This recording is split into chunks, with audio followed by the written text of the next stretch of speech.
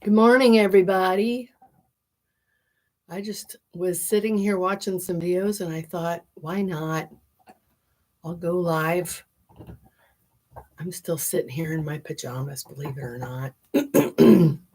having my coffee, having my coffee in my fiber mug. Good morning. I don't know if anybody is going to join me, but I'm going to sit here and work on my In Lines Poncho, which is pretty good size, but I want to be able to finish it to take it with me on my Des Moines trip that I'm going on um, next Tuesday for 3 days. Well, Tuesday, Wednesday, coming back Thursday. We don't stay very long. So I was kind of hoping to be able to take this. I don't know what the weather's going to be like, but we usually just stay in anyway. But I need to hurry up and finish it because I'd like to take it with me. So welcome in whoever just popped in. If you're lurking, that's fine. I'm just going to sit here and work on my poncho and drink my coffee.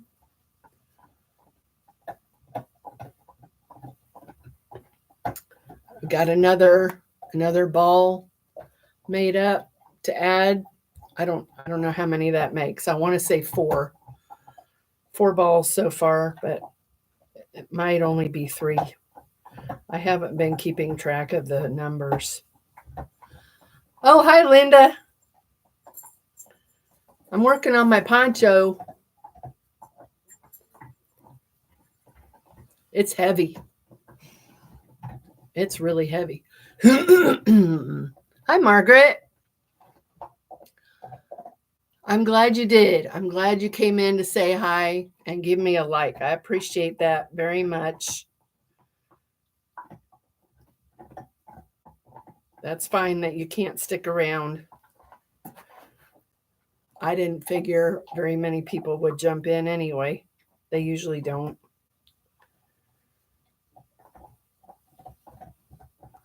I've got mine too. I got my coffee.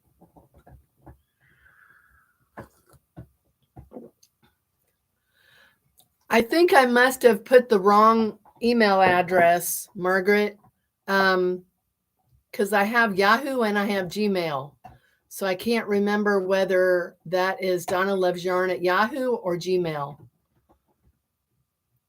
But you're not the first one to tell me that it's not right. So it's Donna Loves Yarn, just like my channel name. Excuse me. And I believe, well, let me just look it up right here. I have my phone right here. I'm going to need to look at that. It's Gmail. I probably put Yahoo. It's Gmail. Donna Loves Yarn at Gmail. So I will get that corrected as we speak. Let's see here. How do I edit this? Edit.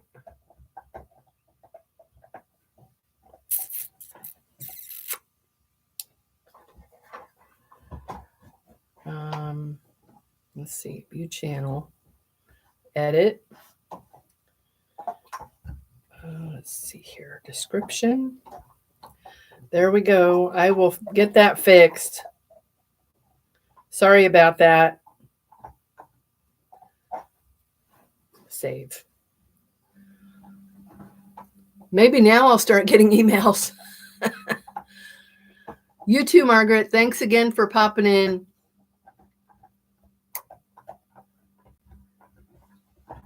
Cool. Maybe.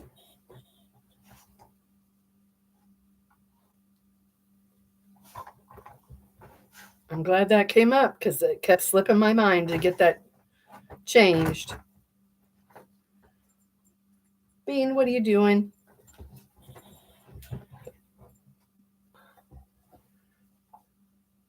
Linda, are you working on anything today? Crochet wise?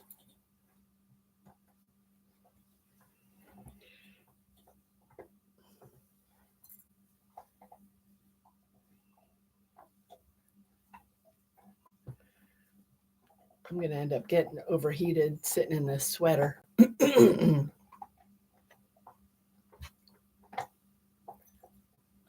see.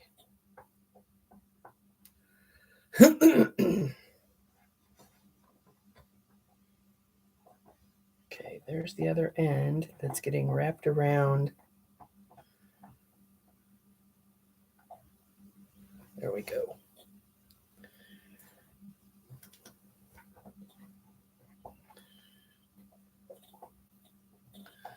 Hi, Janet. Good morning.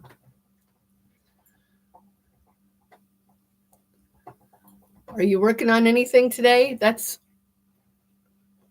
Goober. And then Bean is behind me. Soap bags, weighted blanket. I'm working on an 8-pointed star blanket. I want to do a star blanket. Joyce is working on a 24-point blanket from Ophelia Talks. It's beautiful. I told her the other night, now I have to start one of those. I'm not one to make blankets, but it's really pretty. I don't know what yarn I'd use. Well, yeah, I do. I have a whole bunch of Hobby Lobby acetate blend yarn that I got from excuse me. Got it from my first Hobby Lobby clearance 2 years ago, and back then I didn't know what I was going to like, so I was just grabbing up stuff that was seriously cheap. So I have a whole bunch of acetate yarn, and that would make a nice blanket, I think, because it's real slippery. Yep, you're on the live. You are live and in color.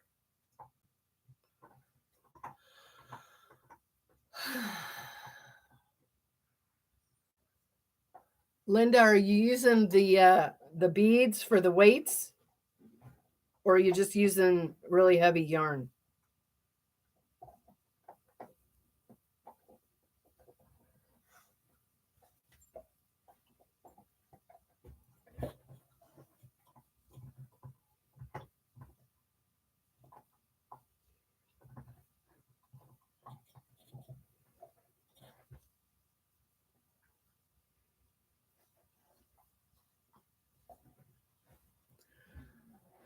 Heavy yarn, yeah.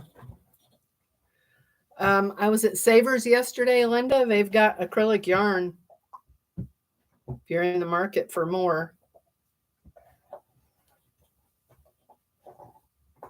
They had some Hobby Lobby. I love this yarn. That stuff is really soft. It's really soft. It was in a neutral tone, like a beige.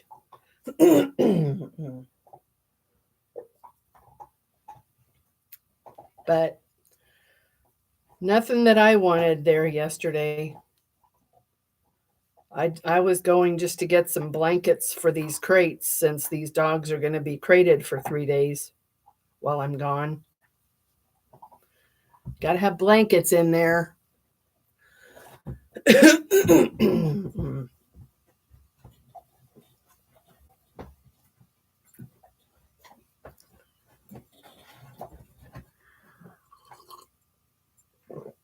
Oh, that's good.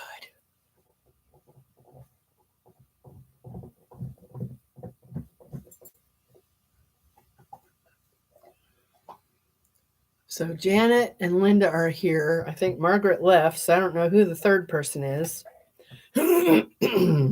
Bernadine's not in here. Or she would have said hi by now.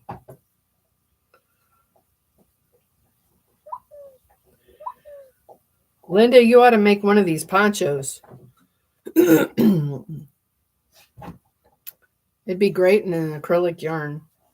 I don't think I'd use cotton, but acrylic would be okay if it was a soft acrylic. This is just, it's a super cozy, heavy, warm poncho.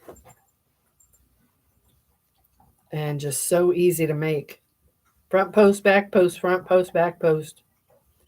That's all it is, back and forth. Front post on top of front post, back post on top of back post.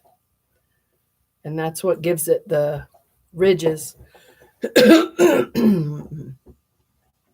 But I know you're working on that one blanket. Hi, Emily.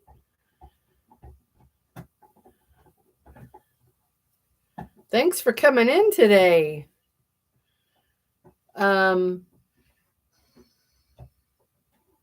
Did you get my email?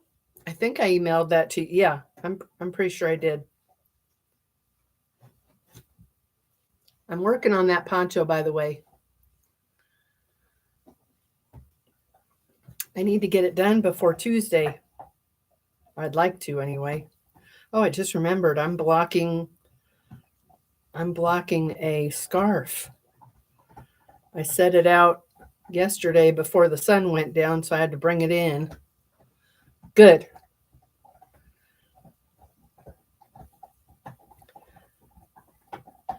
Yeah, Emily, I'd love to talk sourdough with you anytime.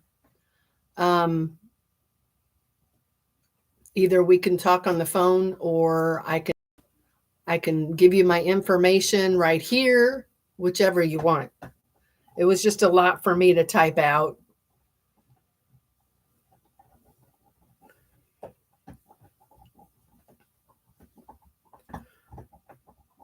That's one subject that I'm very opinionated about. Is sourdough, because there are so many different ways of doing it, and a lot of people complicate it, and it's not complicated. They create steps that don't need to be created. They talk about dough temperature and all this stuff that's not necessary. Send you a picture of what, Linda? The poncho?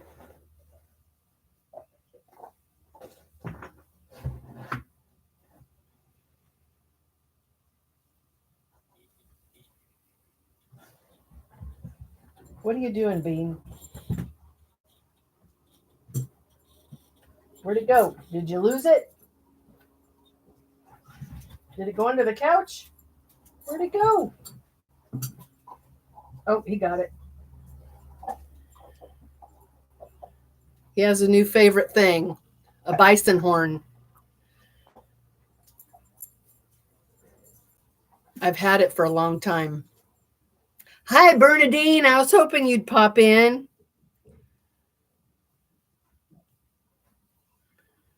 Anyway, yeah, he loves the bison horns. And I have one for him and one for Goober. And I don't know about you guys if you have more than one dog, but it doesn't matter if you have two of something. One of the dogs is going to want both of them. And that's the case here. So I'm glad I have them, because that's probably what's going to keep them in control or under control while they're crated during the day, so that their mouth is occupied. Waiting on coffee this late in the day, Bernadine? I've got mine. And it's cool enough now that I can chug it. You got your bison horn? Oh, and they stink. Of course, it takes a while for them to stink, but they stink. But he loves it. He loves it.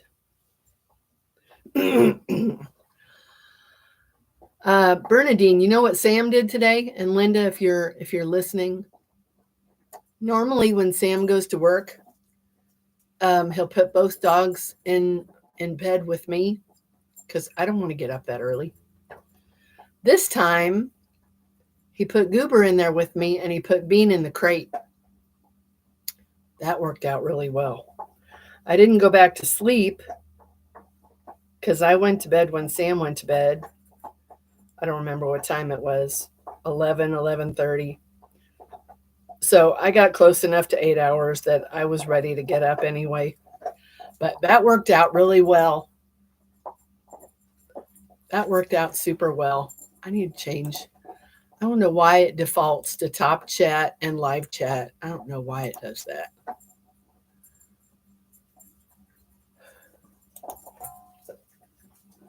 Bernadine, one of these days I'm going to have to try your coffee. Because this last time I broke down and I bought Starbucks because I thought all Starbucks tasted the same. And I love Jeanette's coffee. And it was a holiday blend. It was so good. It was so good. So I just thought they all tasted like that. Well, they don't. This coffee doesn't taste like that. So I'm on the search. I'm still on the search to find something that tastes like Jeanette's coffee and the coffee they serve at Poncho's with their horchata coffee, which I know is dark roast. So I thought any dark roast is going to taste like that. Nope, that's not the case. Not all dark roasts are the same.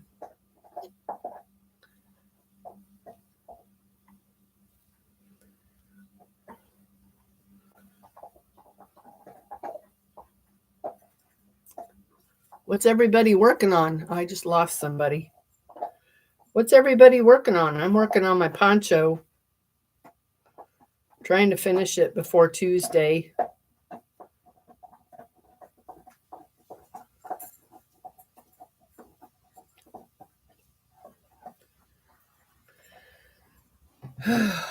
And I'm almost done with that hank of yarn.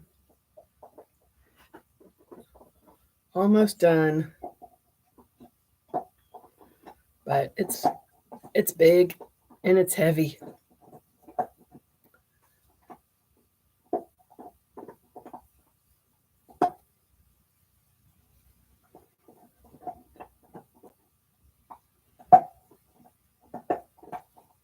Can you hear Bean in the background chewing on that bison horn?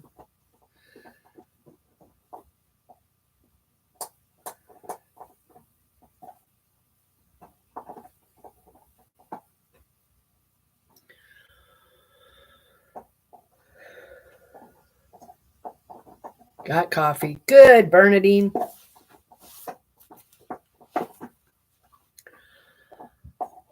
Is it a free? No, it's not a free pattern, Janet.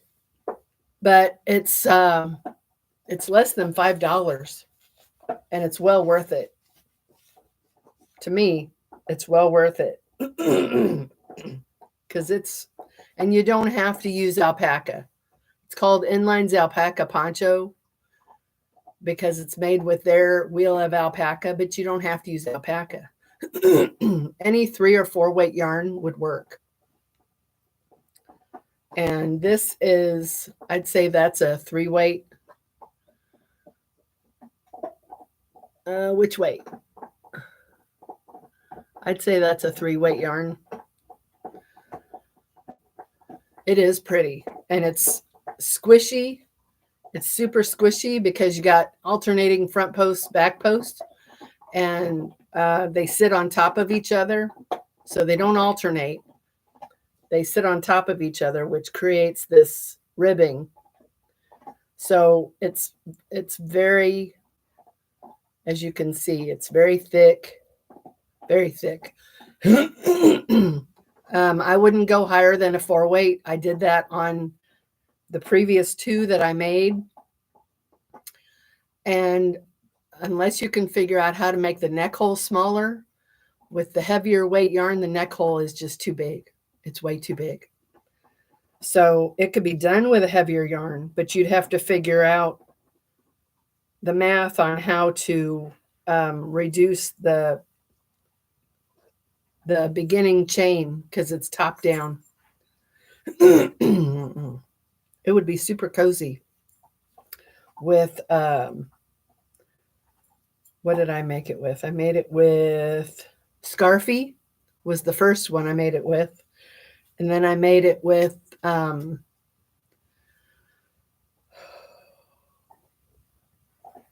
Ice Cream Roving.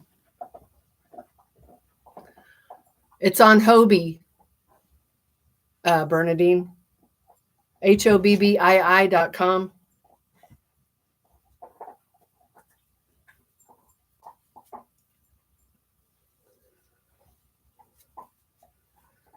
I learned about it from Stina at My World of Crochet.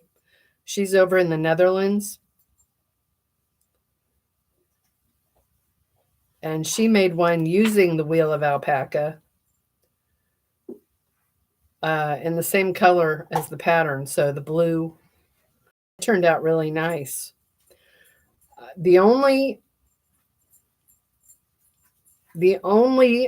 negative that I would say about it is because of the nature of the ribbing, the point ends up, by the time it's long enough on your arm, the point ends up being really long in the front and in the back, to me. So I wish there was a way that you could add to the side and not so much. And I was thinking about that yesterday. And I wonder, because you start, or no, the starting point is at the point. So if you see, this is where I'm going to join my next one at the point. So I was wondering if you could work around and then work down the side to just a certain point and then turn it around and go back the other way. But then you'd have to figure out how to change your start to not keep increasing the point, if that makes sense. Because for me, I would like it longer on the arm and not so long in the front. But that's just me. It'll still be nice. This will be the first one I've finished. The other two I have not finished. And I didn't finish them because the neck hole was too big. So what I was going to do was try to decrease the neck opening. I think this was on the Scarfie one. I was going to decrease the neck opening before starting the cowl.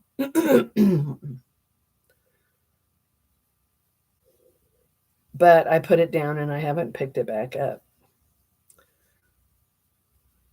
because I didn't realize that neck opening was going to be way too big. This one's perfect. I may just leave it without putting the cowl on it. Maybe. Or I may just put a few rows of a collar.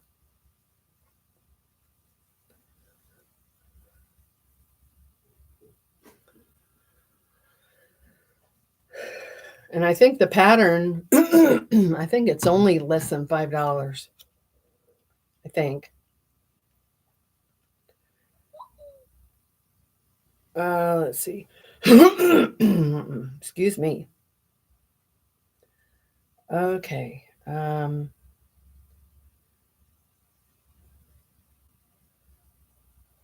What didn't I get? What didn't I get? Darn it. Darn it, darn it, darn it. I had to place an Instacart order because I'm out of half and half. Darn.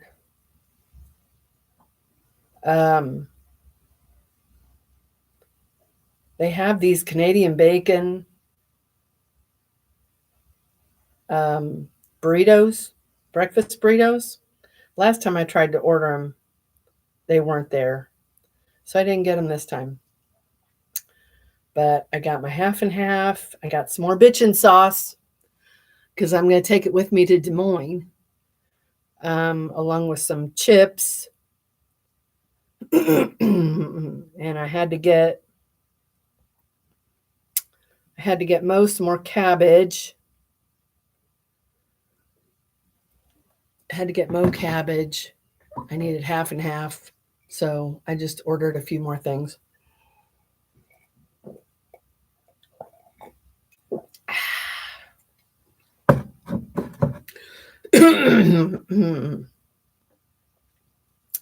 Bernadine, I was hoping that I was going to be able to make that, do that tutorial this week. I don't know if I'm going to get around to it. I don't know.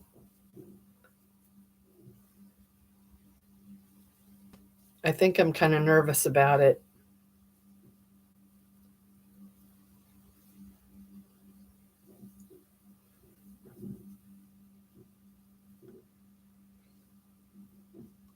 Dogs are upstairs unattended, and my shoes are in the living room.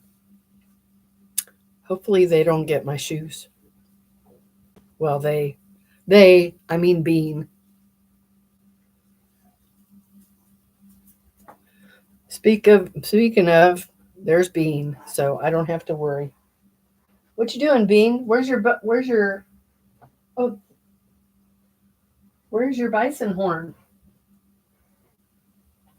What in the world? Why is that there? Where's your bison horn? Where's your horn? No, you can't get up here. Where's your horn? Oh, I bet Goober took it from him. Yesterday it was so funny. They were fighting over. One of them had the bison horn. The other one had a plushie toy. And they were trading back and forth. Bean would be chewing on the bison horn, and Goober would have the plushie, and then they'd switch. And that worked out really well for a while. Would want a good cover for my arms. I get cold. You would love this poncho, Bernadine. You would love it. You would absolutely love it. Hi, Joyce. Lurk away. I'm glad you're here.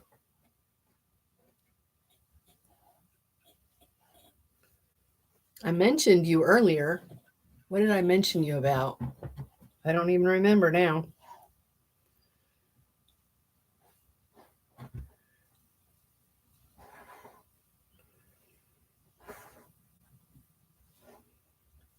Yeah, I think Goober's got the bison horn. That was the noise I heard upstairs. Hey. No. No scratching the couch.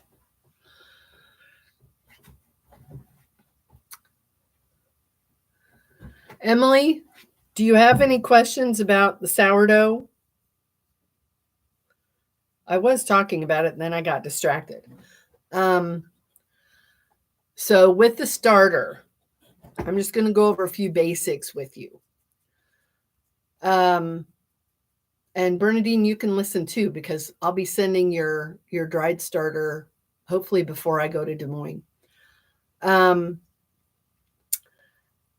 First of all, I recommend a straight-sided jar. It's easier to scrape. No need to ever change out your jar. Just make sure you scrape the sides the best you can. If it dries up, that's fine. You can scrape that dried starter back down into your starter, and your starter will love it. We talked about the water. We talked about the flour. With starter, a strong flour isn't as important as when you make your bread dough. But it certainly, is better, a higher protein bread flour better than all-purpose. But if all you have is all-purpose, that's fine for feeding your starter. Aim for, like I told you, a thicker consistency. And actually, the colder months are the best time really to start it because you have a larger window to avoid overproofing when it comes to dough. With starter, there's a lot of misnomers about starter. You hear all the time people saying, I killed my starter, so I threw it away. I killed my starter, so I threw it away. Blah, blah, blah. Unless you get mold on top of your starter, you cannot kill it. And in the wintertime, it's very hard to get mold because of the drier air, the cooler air. I've had one time where my starter molded and I had to throw it out. One time in 5 years? 5 years. And that's because I didn't know that you can't leave it out in warmer weather. You can't leave it out on the counter indefinitely without feeding it. Now, if you're feeding it every day, you can leave it out. But daily feeding is not necessary at all. Unless, of course, you have a small amount and you're trying to build it up to make a batch of dough. So you would feed it. Doesn't matter what time of day. Feed it right before you go to bed. If you want to make dough in the morning, see, and this is the other thing, is your schedule. Do you want to make dough in the morning and let it proof during the day so that you can shape it and put it in the fridge at night before you go to bed? Or do you want to feed it in the morning, let it proof during the day, and then start dough later in the evening to let your dough proof overnight and then put it in the fridge in the morning? So you need to figure out your schedule. Okay, Linda, thanks for popping in. I'll talk to you later. For me, feeding my starter doesn't matter because even if I feed it in the morning and I don't want to make dough till the next morning, that's okay. My starter, if it's established, you don't have to use it right away. If it's an established starter, you don't have to use it right away. It'll still work. Even if it's already risen and fallen all the way down, it'll still work if it's established and mature. If it's not, then yeah, you have to make sure and use it when it's reached its peak. So I've done that many times, and it can change the flavor of the bread, in my opinion. It has more of an acidic aroma and flavor once it is hungry. So in other words, it rises, the microbes are eating through, and that's what creates the gas to make it rise. And then once they've eaten through all of the protein and stuff, then it starts to fall. And that's where if you smell it, it's more acidic. So that's going to make your bread a little tangier. So, it all depends on what you want, kind of what you want your bread to taste like. So, now I'm assuming you're going to get your starter from either your mother or your sister. Emily, I hope you're still here. If not, you'll get this on the replay if you watch it later. If you start with an established starter, you can keep it in your fridge indefinitely. As long as it's in, a good container with a tight lid, you can keep it in there indefinitely. I've got one in my fridge now. It's got probably about 1/4 of an inch of hooch on it. That's normal. a dark grayish brown liquid on top of your starter. That's normal, very normal. You can either stir that in or you can throw it out. Okay, got dry starter from your sister. Okay, good. I'm going to be sending dry starter to Bernadine. So I actually have, did she give you instructions on how to revive that starter, Emily? If not, I can send you mine. I can email it to you. I've got instructions on how to revive starter, which Bernadine, I'll have to email that to you because for some reason my printer has lost connection and I can't remember how to get it reconnected.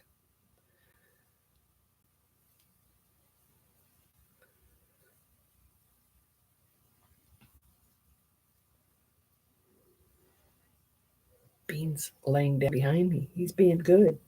I can't believe it. He's being good. She did, along with how to measure the discard flour and water.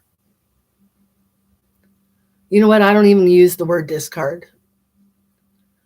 Starter is starter. And you don't need to discard. I don't discard. If I have leftover starter after I make my bread, if I have leftover, it goes in the fridge. It's okay. Truth be told, I have probably 5 containers of starter in my refrigerator here in the basement. I need to throw them away because they're like 2 years old. I need to just pitch them, so I have those containers. You don't want to throw discard down the drain. And that's one reason I haven't thrown it away yet, is because I don't know the best way. I mean, I know to put it in the trash, but I'm not just going to pour this glop into a trash bag. I'd rather put it in some sort of container. So I don't use the word discard. It's all starter.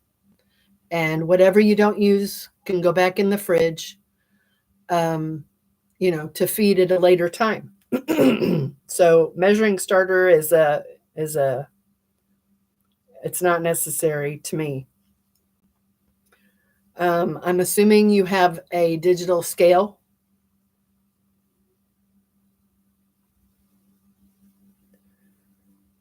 Bernadine, did you say you need a digital scale?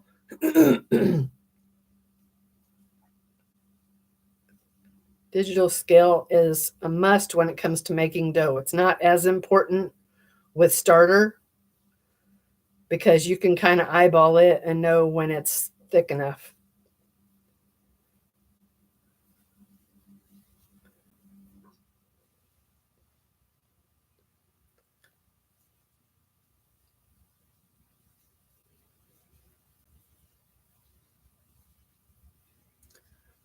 We're losing people. We've only got 4 in here.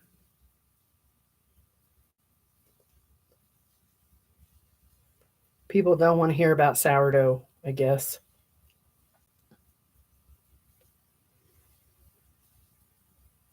Maybe I should start another channel about sourdough.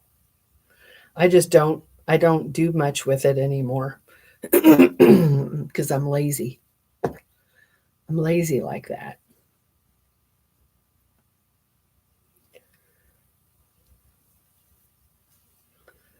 But sourdough is a lot of fun, and it really is very easy.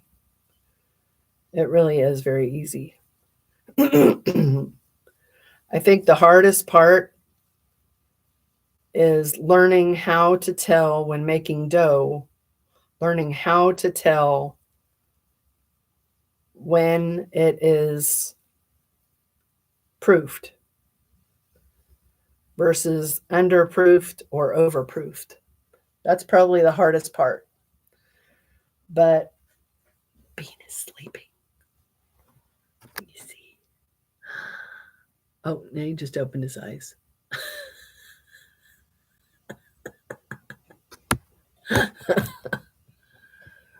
Okay, put that back up.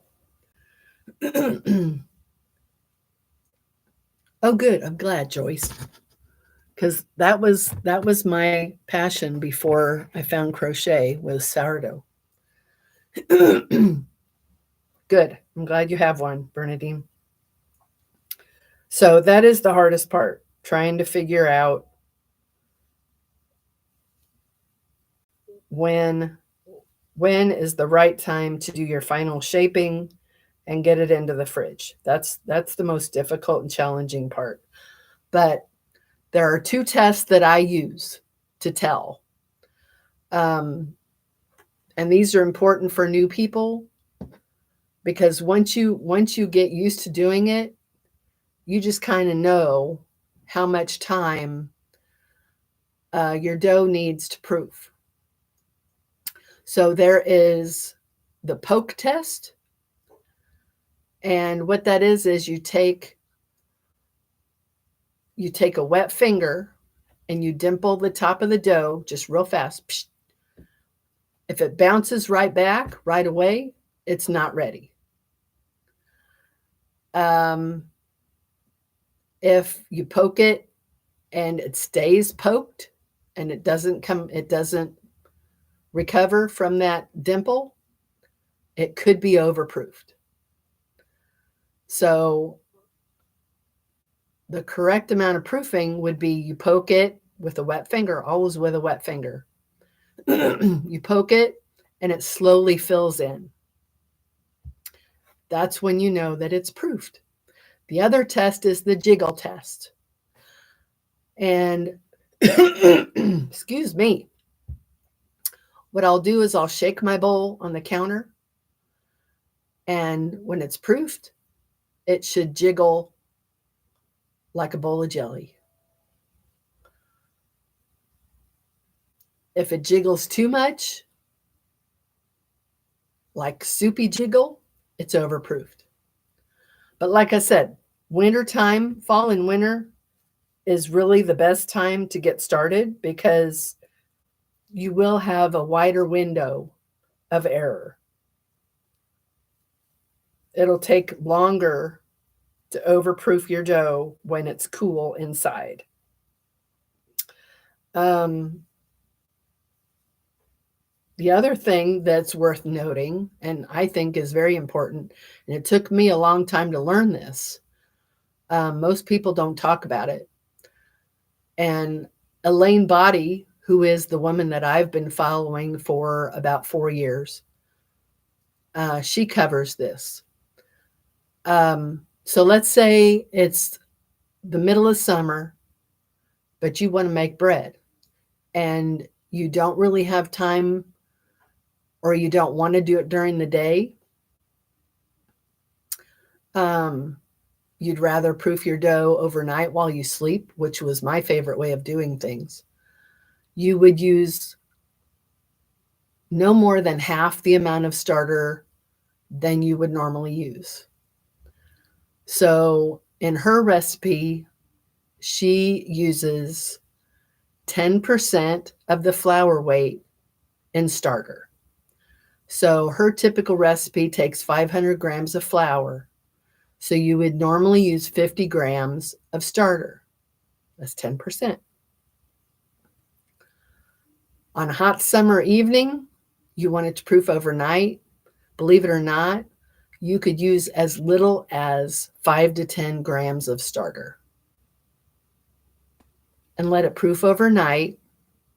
And in the morning, it'll either be ready or not quite ready with that little bit of starter. Ambient temperature plays a huge part in your sourdough making. Huge. Which is why the wintertime is the best time to start because cooler and the activity in your dough slows because of the ambient temperature. So you have a much larger window of error before overproofing. But, if you need more time, for whatever reason, you just use less starter. If you want to speed it up, you would use more starter. I usually don't do that. Um, I've never really had an occasion where I needed it to proof faster. Um, and that's another thing is it's not when using your starter, it's not that precise. So if you want to make bread and you use the 50 grams of starter to proof it during the day, add 60, add 45. It's not that precise. So, you accidentally measure out 52, it's no big deal. You accidentally add 60, it's no big deal. But just remember, if you do add more starter, that increases the hydration, which means you may need to add a little bit more flour. So I've done that before. I've accidentally added a little too much. So instead of 500 grams of flour, I might add 525. So for new people, that's a good thing to aim for a stiffer dough also.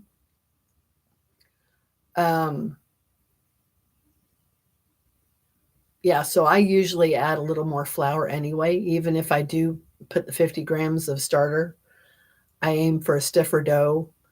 It's just, for me, it's easier to handle. But for new people especially, a stiffer dough would be better than a sloppier dough. Sloppy dough, unless you're experienced, sloppy dough can be very intimidating. And depending on your flour, also, in regards to the protein content, the higher the protein, the faster it's going to proof. The stronger your dough is going to be. And I believe higher protein flour is thirstier. So it would take a little more water. All-purpose flour. And I was going to tell you, Emily, if you're still here, I was going to mention this last night. When thinking about all-purpose flour versus bread flour, cakes generally take an all-purpose flour. So think of the texture of a cake versus the texture of bread. So if you use all-purpose flour in your bread, it's not going to have the same texture as the bread made with bread flour, because bread flour is stronger due to the high protein, which means the gluten strands are going to be stronger versus an all-purpose flour where it's going to be not as strong and it's a lighter flour, like for cakes. So think of it in that respect. So Bernadine, that's information for you also.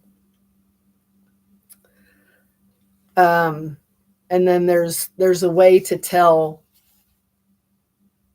calculate protein percentage. You can't go by what's on the nutrition label. You have to do a little bit of math. And I'll go ahead and put that now, because you can always watch this back and if you forget how to do it. So on the nutrition label, I wish I had one here. I have no nutrition label. So you would look at the protein percentage, which is anywhere from 3 to 5% generally for all-purpose to bread flour. Usually it's anywhere from 3 to 5%. Usually it's 4. And then you want to look at the servings or the grams per serving, I believe. And that's up at the top of the nutrition label. And that'll be anywhere from 30. Goober's barking. I wonder if someone's at my door. Oh, yeah. Okay, let me check my Simply Safe camera. camera. Oh my. Who's at my door? Oh, that's my Instacart. Duh. That's my Instacart.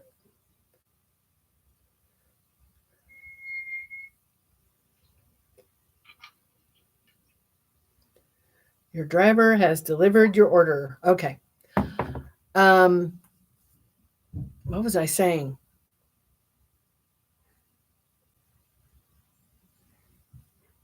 Oh, okay. So up at the top, you have grams per serving. It could be anywhere from 30 to 34. So you would take your percentage of protein.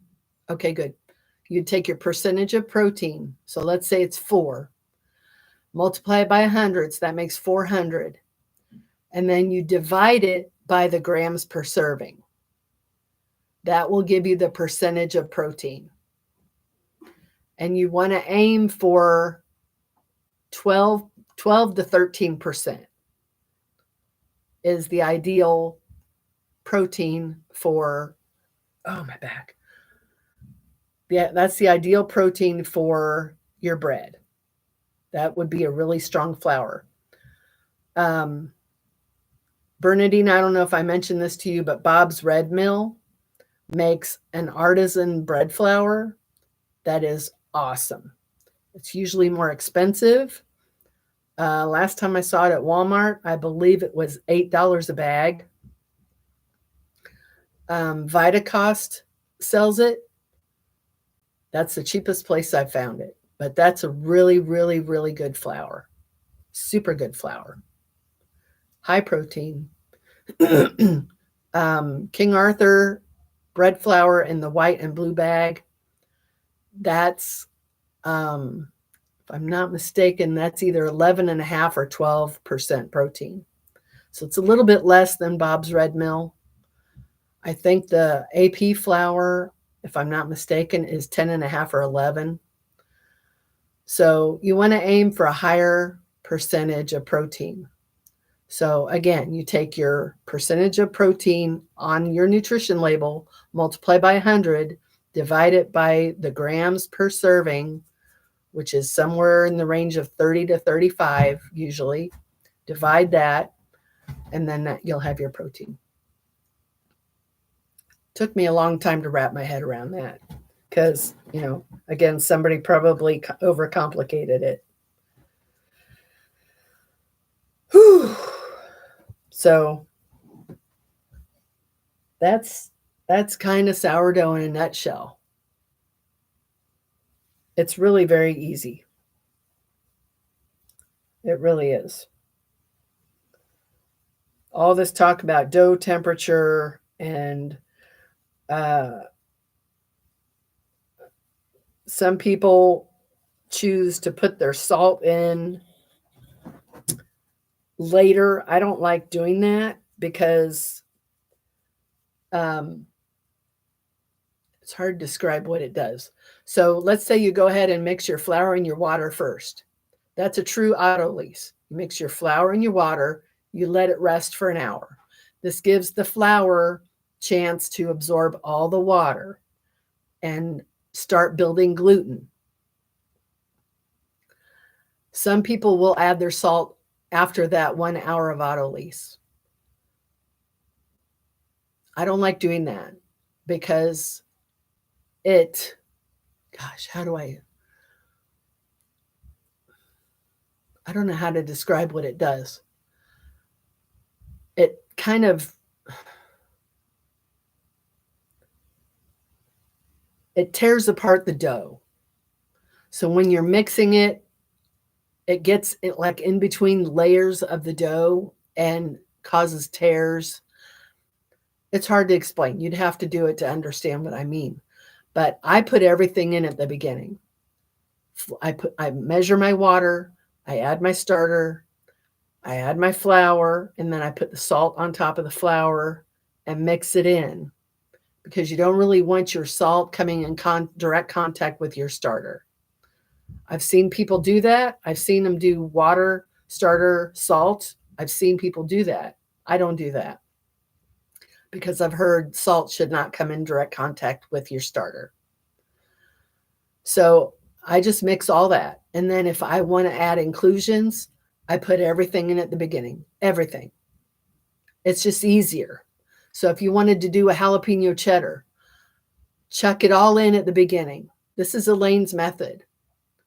Go look at her videos. She shows how to do it. You can put anything you want to. If you have let's say you have leftover mashed potatoes, throw them in there. If you have leftover fixins from tacos like onions, throw them in there. If you have I don't know, cut up chicken, throw it in there. You can throw anything in that you want. Really, you can. If it's liquid, it's going to increase your hydration. But if it's like jalapenos turn watery. So I'll usually add more flour if I know I'm going to be putting jalapenos in there, because they will release their fluid, their liquid, and make the dough more sloppy. Garlic. You don't want to use raw garlic, even though I think it tastes better. You don't want to use it because garlic will conflict with the fermentation, and it will either take forever to ferment, i.e. proof, or it won't at all. It inhibits fermentation. So I roast the garlic, and then I'll put it in. But you can put just about anything you want to in there. There are certain things, like I said, that do inhibit it. Cinnamon is another one that'll inhibit it. There's just a lot of stuff. There's a lot of things. And then we get down to percentage. And everything in percentage is in relation to the flour weight. So let's say you want to put jalapenos in there. I wouldn't do more than 10%. And that means 10% of the flour weight. So if you have 500 grams of flour, you don't want to put more than 50 grams of jalapenos in there. Cheese, I'll usually do 20% because you can't have too much cheese. If you grate cheese, it's going to melt into the dough. You won't really see it. You'll taste it, but you won't really see it. So I would always cube it into little tiny, like 1/4-inch cubes, really small. That's how I would do it. So you get little pockets of cheese. What else have I done? You can throw in like pumpkin puree.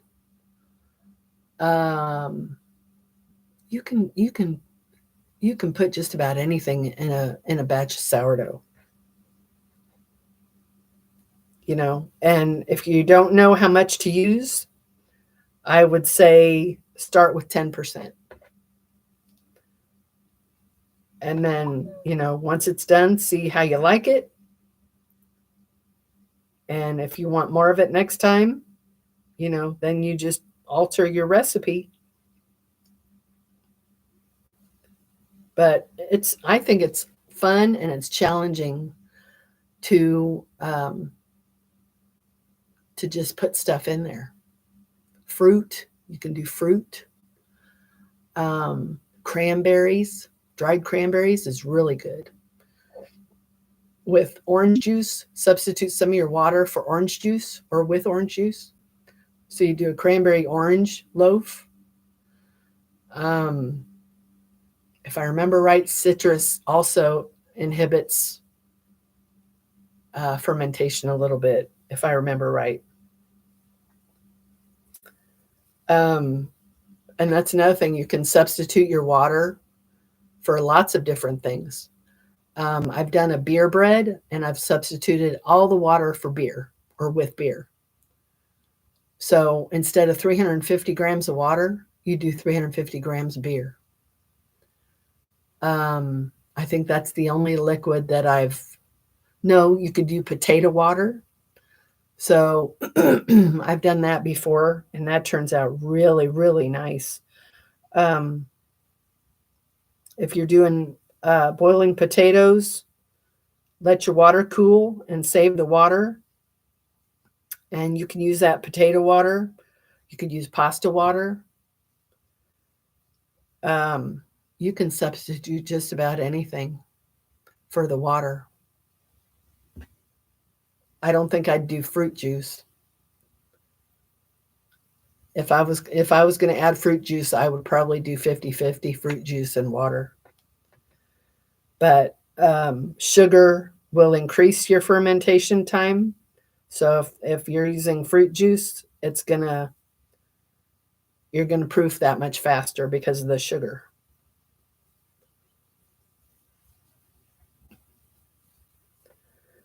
So unless there's questions, I think I'm done talking sourdough because people are probably getting bored. This is a crochet channel and I'm sitting here talking sourdough. Working on my poncho. Let's see. I'm going to put my stitch marker in. And I'm going to try it on.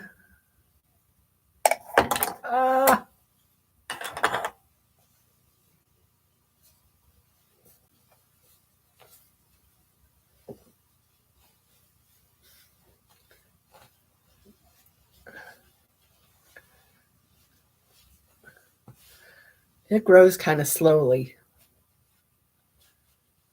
And if I stretch it, it goes to my elbow.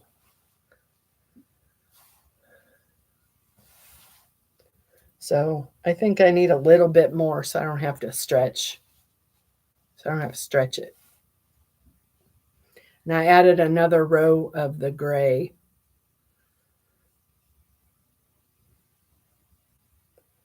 So I'll probably do that. Go about another, I don't know, 10 rows or so and add another swath of gray. But if you love texture, this is awesome. Awesome, awesome. Thanks for sharing. I'm still listening. My youngest wants to wash dishes, so I had to pull out all the sharp stuff. Oh boy. Oh boy. I still don't get this left and right on this laptop.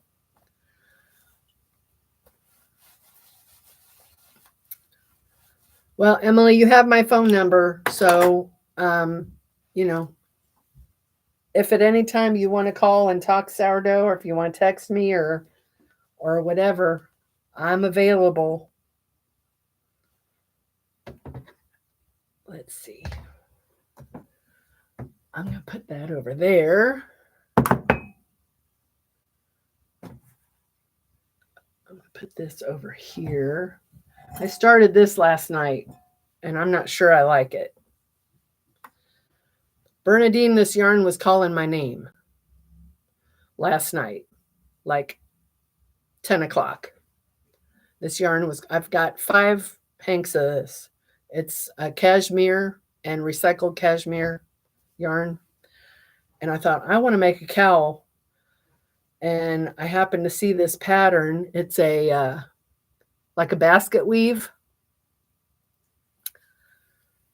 And this is the plan to make it to go around this way so that it's tall and can be scrunched.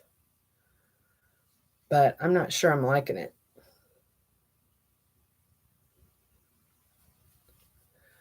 I'm not sure. So we'll see about that. Oh, hi, Digo. Digo. Not sure how to. I saw you yesterday. Thank you for the subscription. Thank you, thank you, thank you. Yarn talking to me too. Yarn. Oh, not usually that late. It's so weird how that happens. It's just weird. I'll be thinking about what yarn I have. And, I've had this Art Yarns Diana. Okay, good to know, Diana. Thank you. I've had this for a while, and I'm not I'm not real thrilled about it, I think, because it's kind of gray looking. And I'm not a big fan of blue, and I'm not a big fan of mustard. So, but it's super soft because it's cashmere, and it's two different kinds of cashmere. So it's soft. Oh, wow. Not Magic. I can't remember your first name. Thank you for joining me. I'm so surprised and happy to see you here. I've seen you in VJ's lives. Anyway, I'm not. If that wasn't gray, if it was more of a cream, I'd probably like it better. Roberta. I will try to remember that, Roberta. I will try my best to remember that. But yeah, I'm not, but I've got 5 hanks of this. I want to make something with it, and it's so soft. I mean, it's not, it's almost like Pima cotton soft. It's not cashmere soft. It's not cashmere soft, but it is soft, and it would make a nice cowl if I can finish it. So I just stumbled upon this tutorial last night while I was looking at YouTube and thought, that looks really easy and would make a really cool cowl.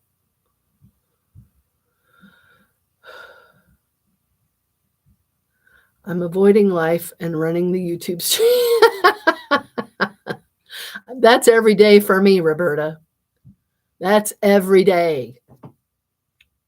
Avoiding life. As a matter of fact, I have a Instacart order up on my porch, and I probably should go get it because there's half and half in there. Are you working on anything right now, Roberta? I should probably start writing these things down so I can remember people's names. Let's see. And I don't have a notebook. I don't have a notebook. But I'll have to get one, bring it down here.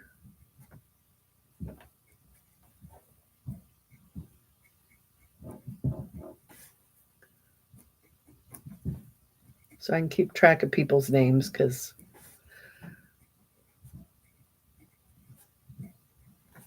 Roberta. I don't know how VJ remembers all these names. Honestly, I don't know how she does it. I crocheted Halloween babies up till my hand hurts. Then darn house insisted on being clean. Yeah, I was in the kitchen yesterday, walking into the kitchen, and looked by the baseboards, and I see dog hair. So I'm like, oh my gosh, how long has that been there? Now I'm starting pink yarn, thinking of Care Bears. Oh boy. You must do amigurumi stuff then, right? Okay, Bernadine. Thanks for popping in. It's good to see you. I'll talk to you soon. I'm looking forward to seeing that blanket finished. Yeah, I don't have any interest in doing amigurumi, Roberta, but I admire them. I do admire them. House cleaning on timeout. Diana, I put house cleaning on timeout all the time. I need to write that name down too, so I don't forget. DIGO, Diana. Diana. And Roberta. Okay, I'll bring a notebook down here.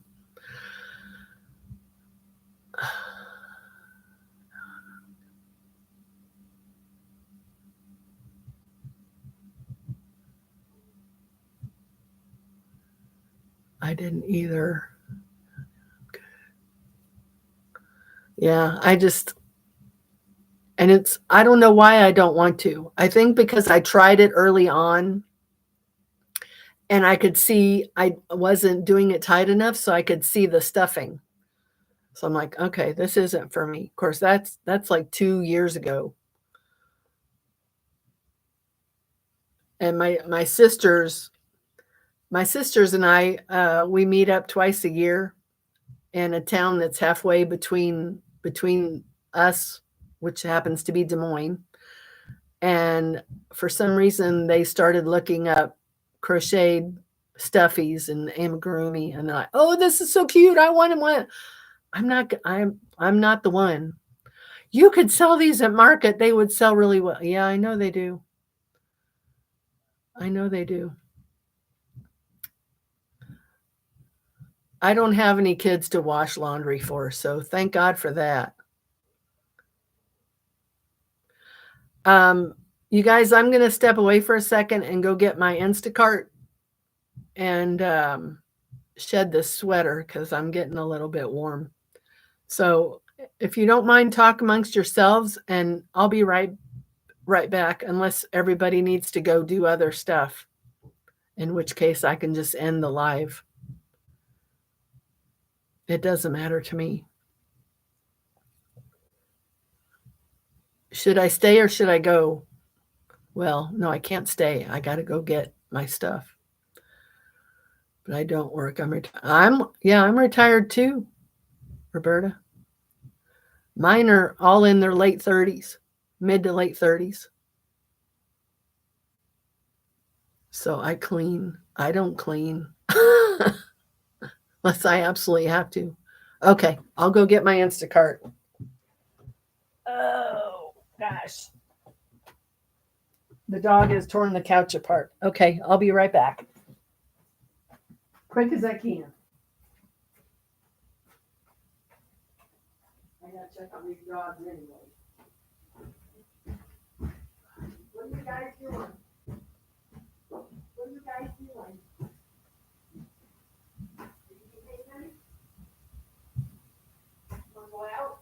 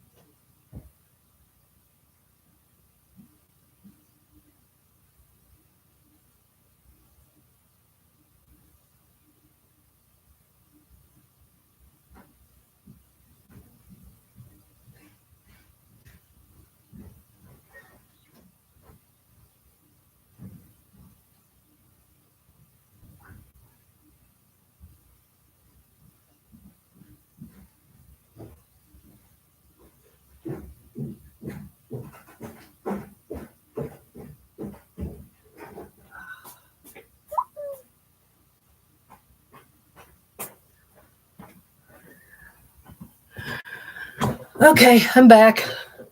Thanks for waiting, guys. I had to put some things in the fridge. Um, I got almond milk and half, and what else did I? Oh, the bitchin' sauce. Is anybody familiar with bitchin' sauce? I should have brought it down to show you.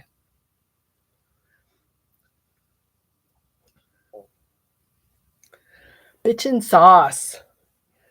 It's for vegans, but I'll eat it anyway.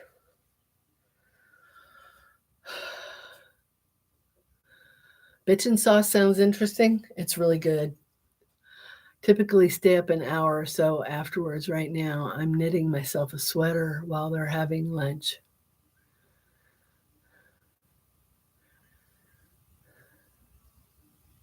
Crafting after they go down. What time they go to sleep last night, Emily?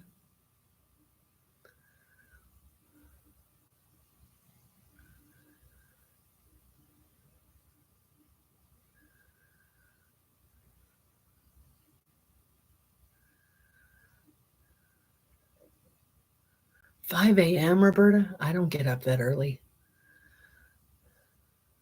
I've been retired too for about 3 years.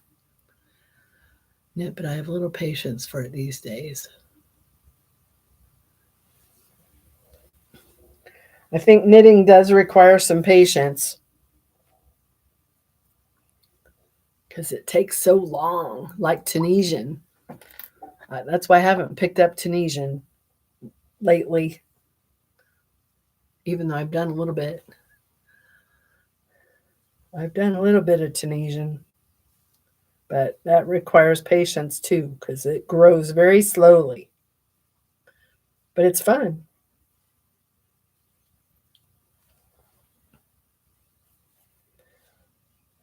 This is almost the same color as my shirt. Whoops.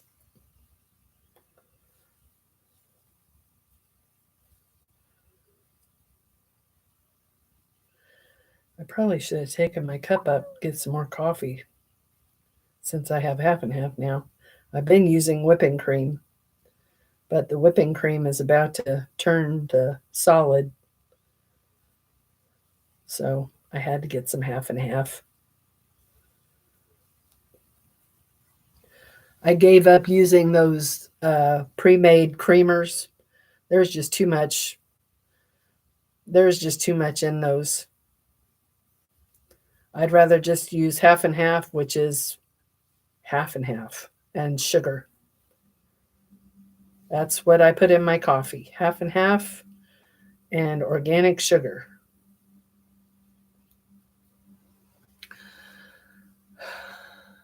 I've not tried Tunisian with graph work because, of course, I haven't tried any graph work. But that's good to know. You get cleaner lines with Tunisian.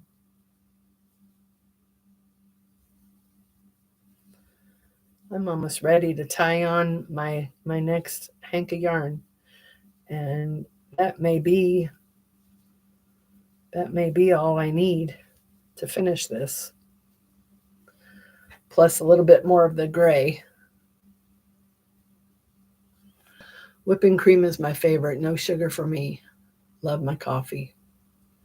I tried it yesterday, Joyce, without sugar, um, and a plant-based creamer powder. It was okay. I might try it with just coffee and creamer. I may try that because the creamer does cut the bitterness, which is what I don't like. I don't like the bitterness. So maybe I can eventually get away from the sugar if I can do just coffee and half.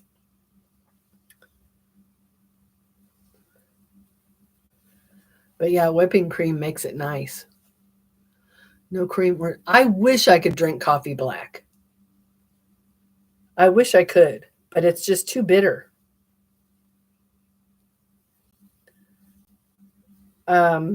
Now I have been able to drink the Sigmatic coffee, which is that mushroom-based coffee. I have been able to drink that black. That's not bitter, and it tastes good. But it's uber expensive. But it's good.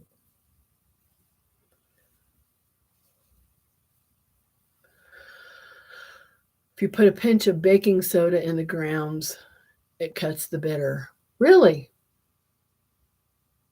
A pinch of baking soda. I'll have to try that. I've been putting cinnamon sticks in there. That adds a really nice flavor.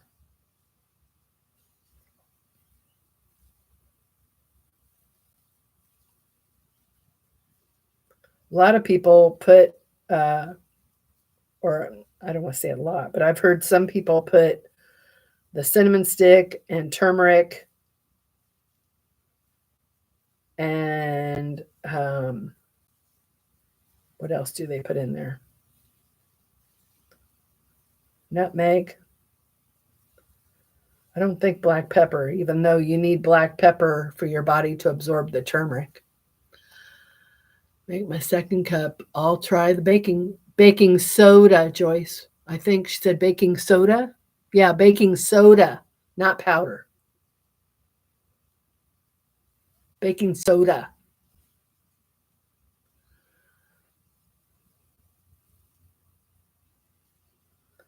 I just made a fresh pot this morning, so I probably won't be making another pot until the weekend. One pot will last me 2 days.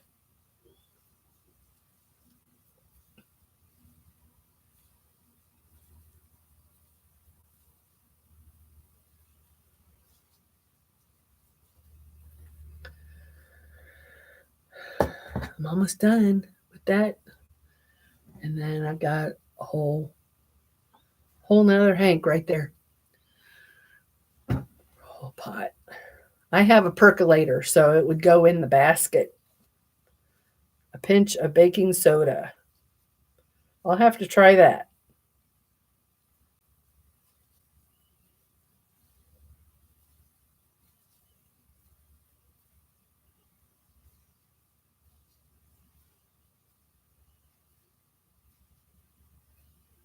What kind of coffee do you drink, Roberta?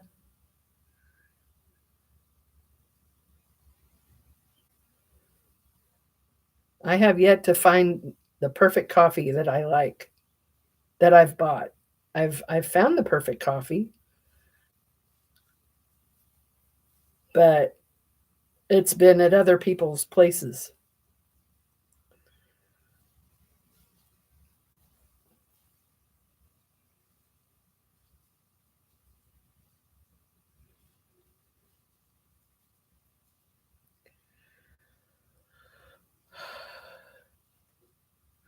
Plain Folgers, but I do like the black silk blend. I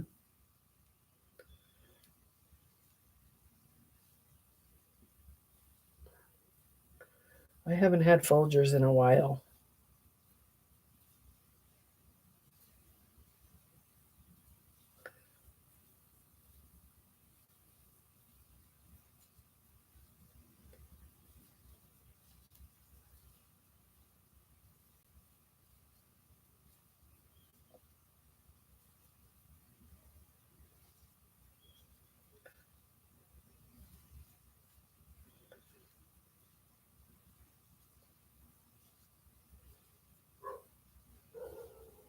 Oh boy.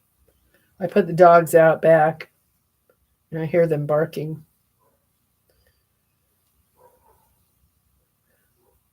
We have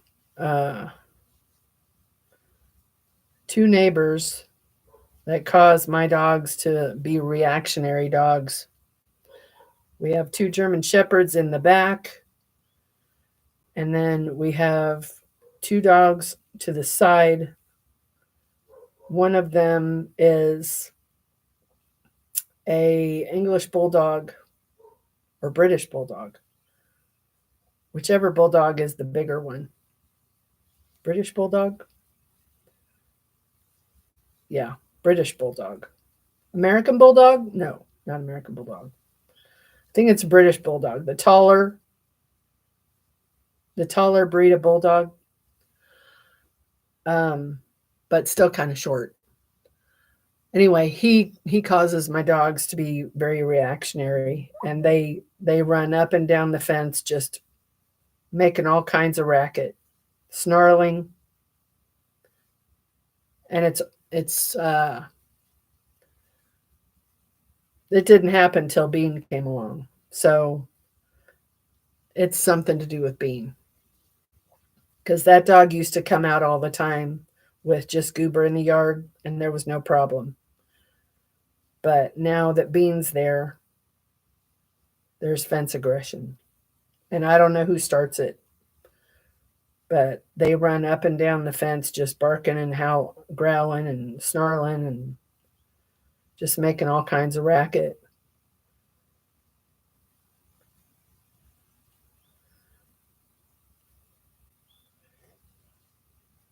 And then the German Shepherds in the back, it's always been that way. Even when it was just Goober, it's always been that way. Luckily, they're very well trained, and when their owners recall them, they listen and they get recalled. Goober doesn't listen to me as much as he listens to Sam when it comes to recalling him. He won't listen to me.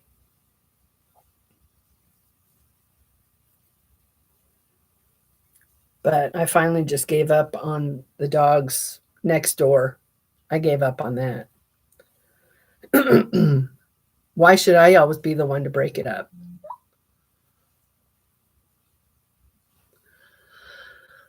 Dishwasher is done, then a nap before they get home again. Pictures to take.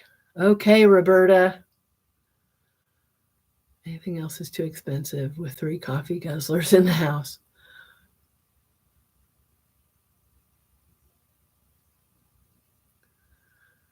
I appreciate you popping in, Roberta. Hopefully see you again at another time.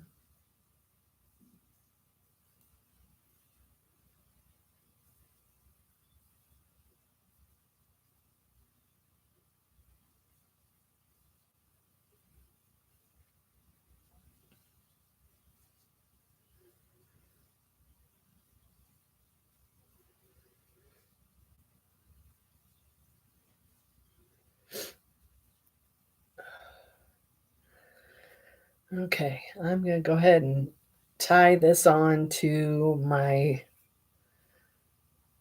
new ball of yarn.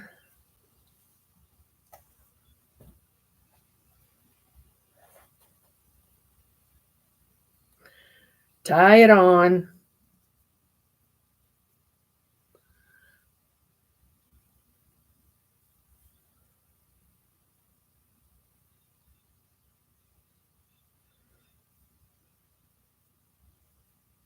With the magic knot.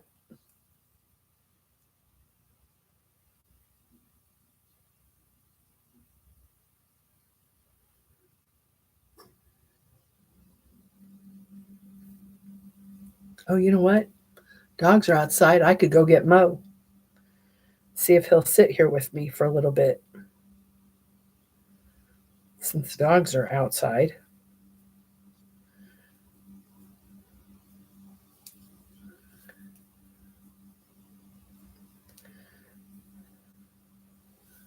I don't know how long he'd sit here.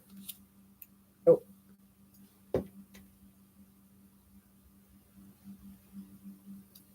Ooh, those are nice and sharp. New scissors. New scissors.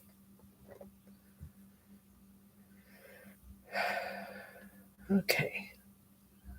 Well, I think I'll do that. Anybody want to see Mo?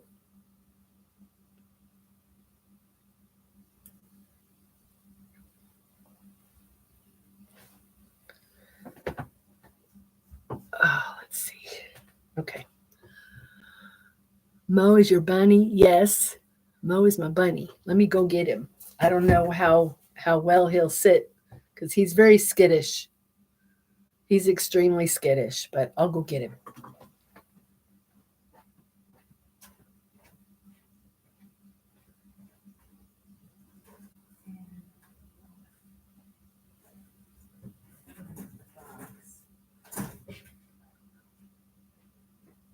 Are you eating your hay? Are you eating your hay?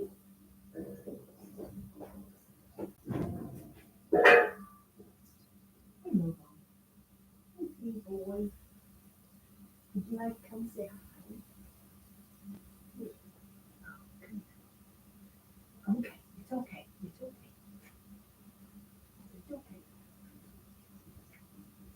It's okay. It's okay. Whew. At least this way, if he jumps down, there's no dogs here to chase him. He just got done eating some hay. This is Mo.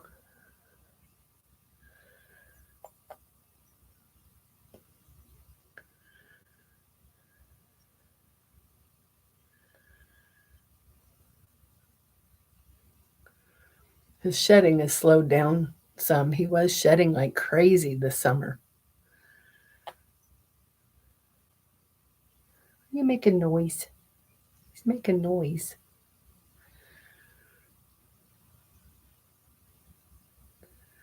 He's a little lion head rabbit.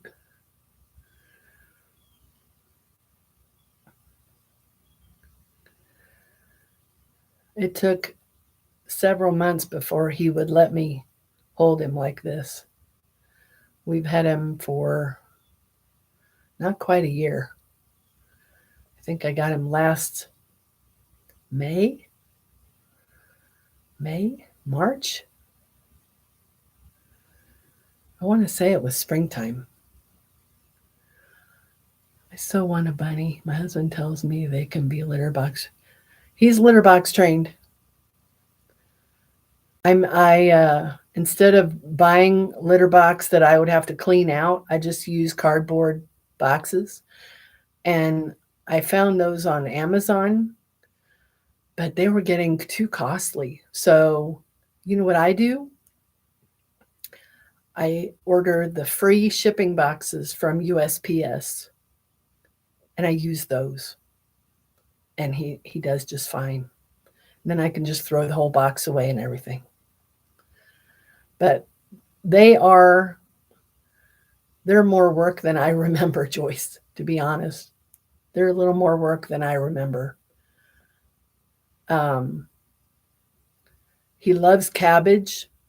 I had a rabbit when I was younger. I was a teenager. His name was Hugh. He was black and white. I don't remember what kind of rabbit. Dutch rabbit, maybe. He was bigger than Mo, and he was black and white. And I named him Hugh.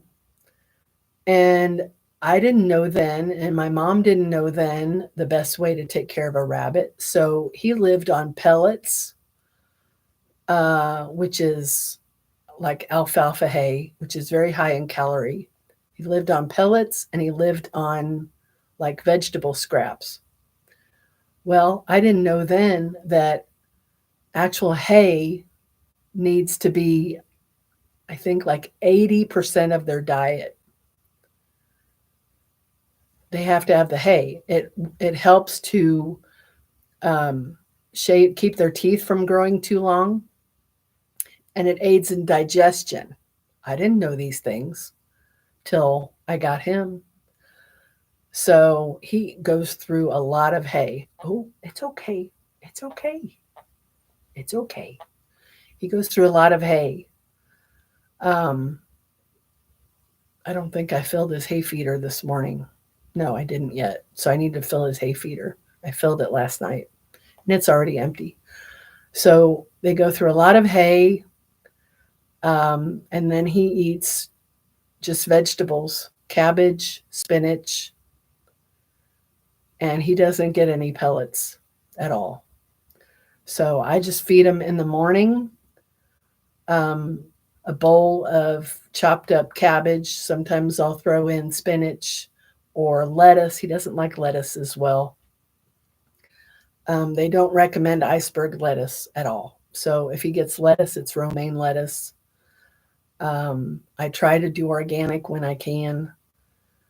Um, but yeah, he loves cabbage and spinach. Sometimes I'll give him some apple. Sometimes he'll get a carrot, small amount of carrot, because too much sugar is not good for their gut health.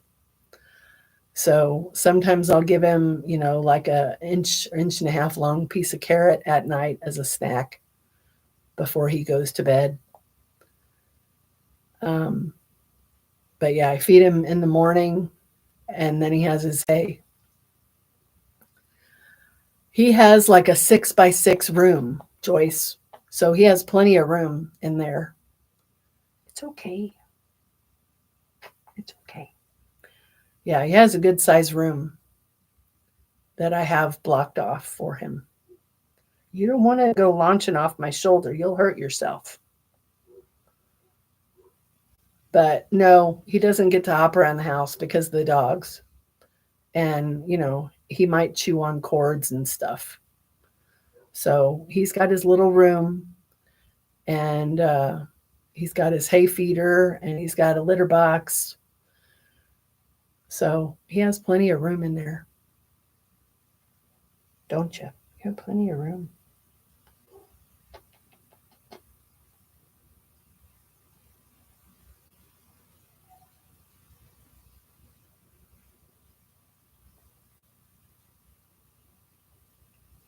Are you getting kind of antsy? You want to go eat more hay?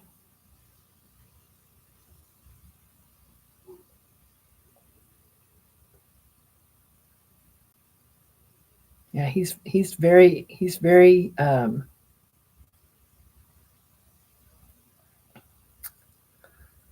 what's the word? I'm drawing a blank on the word. Skittish. He's just real skittish. And I think it's the breed. Um, Hugh wasn't like that. Hugh was very laid back, and I could just sit and watch TV and hold him on my lap.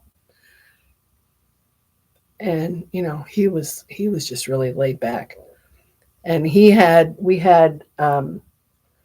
like a mudroom area in the house where I grew up. We had like a mudroom that had a door, that a pocket door to separate it from the kitchen. And he had that whole area back there for a while that he stayed in. And then he had a rabbit hutch also that we kept outside. And one day, I put him in the hutch for overnight, and the next day he was gone. Oh boy, yeah, they're fence fighting with the next door dog. Somehow some kind of critter got into that cage and got him, and no more Hugh. But I had him for quite a while. I don't know, 3 years maybe. I want to say about 3 years.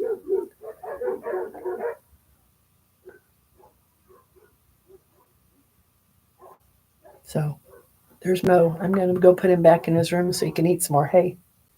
It's okay. It's okay. It's okay. You can go back in your room. We're going to go back in your room.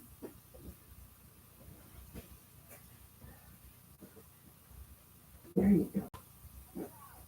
We'll give you some more hay. Well, you dug a lot of it out.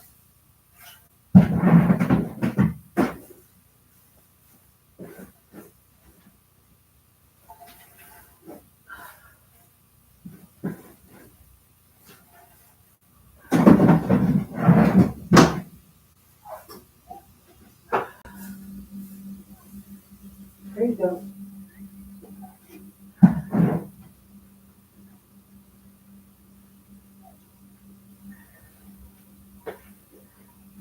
There you go, Mo. Eat your hay, hay. You eat your hay.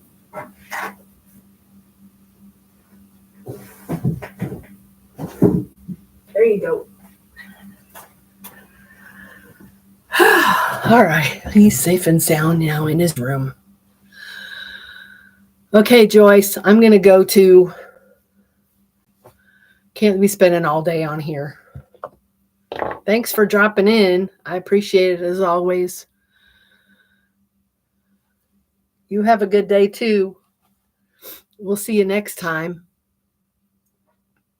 I'm going to go get some more coffee, I think. Emily, did you have any questions for me about sourdough before I go?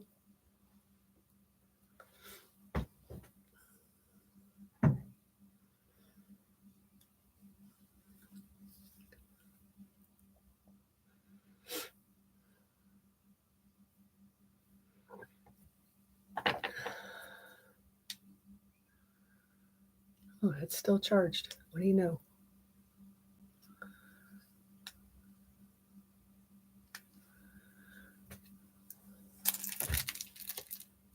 Dog toy. It's a sheep. Not at the moment, but I'll let you know. Okie dokie.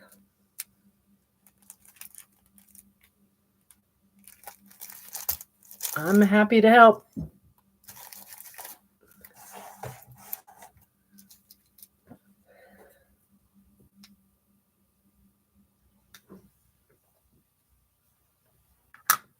All right. I'm going to go ahead and sign off. So thank you, everybody, for joining me.